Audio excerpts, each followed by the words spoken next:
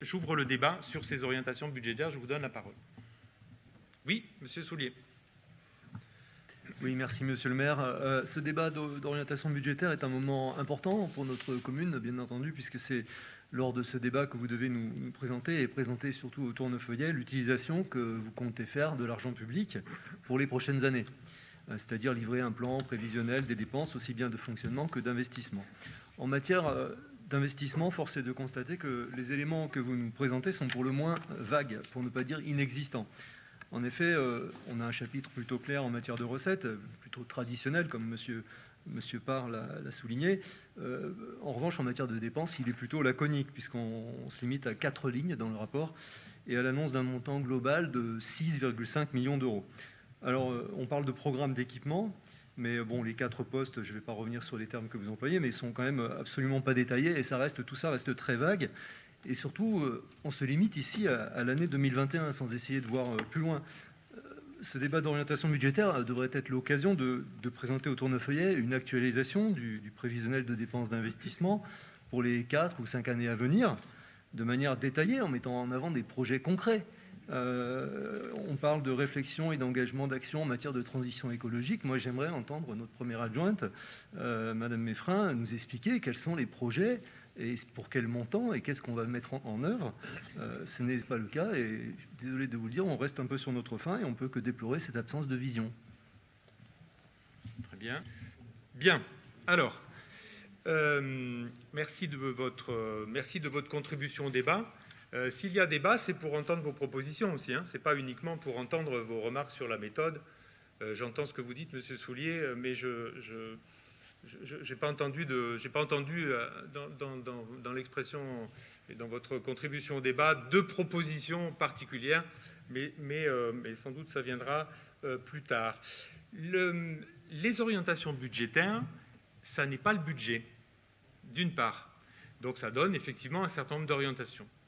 La particularité de ce BP 2021 par rapport à d'autres exercices, c'est qu'il s'inscrit dans un contexte, et toute collectivité, M. Soulier, vous siégez à la métropole aussi, vous avez entendu le débat d'orientation budgétaire, et on a eu la même expression que celle que vous venez de faire. Le contexte amène à un certain nombre d'incertitudes. Le flou, il n'est pas de notre côté. Le flou, il est lié au contexte. Le flou, il est effectivement, ou en tout cas la difficulté de formaliser ces orientations budgétaires, en tout cas d'en avoir une vision précise, vient des réformes qui sont en cours, vient de l'absence de finalisation de nos bases fiscales par les services fiscaux, l'absence de résultats définitifs de 2020. Voilà. La difficulté d'élaborer ces orientations budgétaires, M. Soulier, c'est de constater que le gouvernement et le Parlement derrière ont généreusement attribué une revalorisation de nos bases fiscales de 0,2%. C'est, depuis 2014, c'est la revalorisation fiscale des bases la plus petite, la plus faible de l'histoire, depuis 2014. On a eu des années à plus de 2%. Ce sont des recettes complémentaires. Alors que depuis 2017, on annonce une stabilité des dotations des collectivités, moins 83 000 pour la énième année consécutive. Alors je pourrais dire aussi, et là je peux vous rejoindre, M. Soulier, que ce n'est pas depuis 2017, c'est depuis 2014 que les collectivités...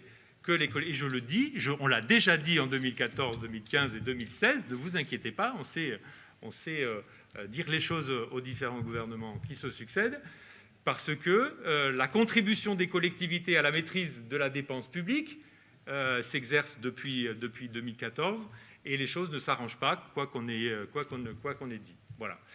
Quoi qu'on ait dit en 2017, puisqu'on avait dit stabilisation des dotations. Le 1,2% de la contractualisation des dépenses de fonctionnement est passé à la trappe dans les mois derniers. Donc excite cette logique qui valait de la contractualisation, même pour les communes qui n'étaient pas liées à cette contractualisation. Mais en tout cas, la volonté du gouvernement de maîtriser les dépenses de fonctionnement à 1% ou 1,2%. Je passe la compensation des emplois aidés qui ont disparu en 2017. Je passe un certain nombre de choses. Je passe le fait que la DGF, la dotation globale de fonctionnement de la ville de Tournefeuille, est très faible historiquement, jamais revalorisée. Donc un certain nombre de choses qui rendent la tâche difficile. Et Frédéric Parle l'a très bien expliqué, les réformes en cours, nationales et locales, sur la fiscalité, qui donnent effectivement à voir à ce stade, c'est-à-dire au jour d'aujourd'hui, une difficulté. Bien.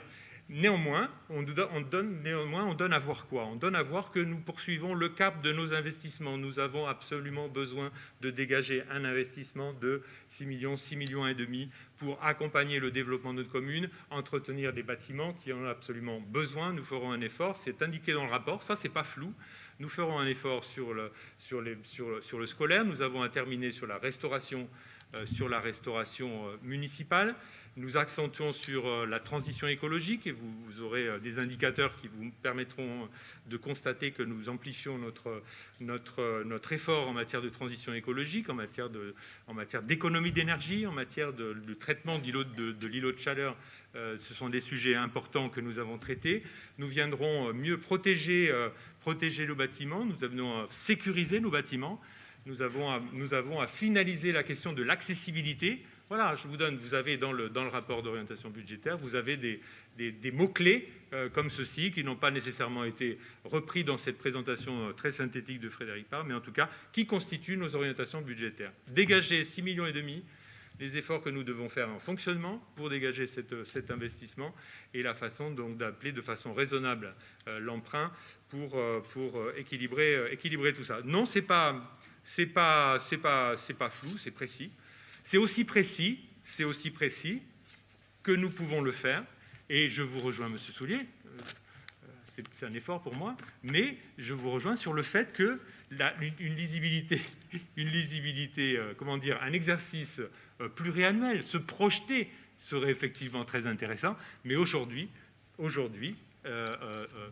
c'est illusoire de penser que l'on peut. Donc il faut avancer, c'est illusoire, pour les raisons que nous venons d'évoquer. Donc ça veut dire qu'il faut avancer de façon pas à pas, de façon à maîtriser la situation, sortir de cette crise pour y voir plus clair demain.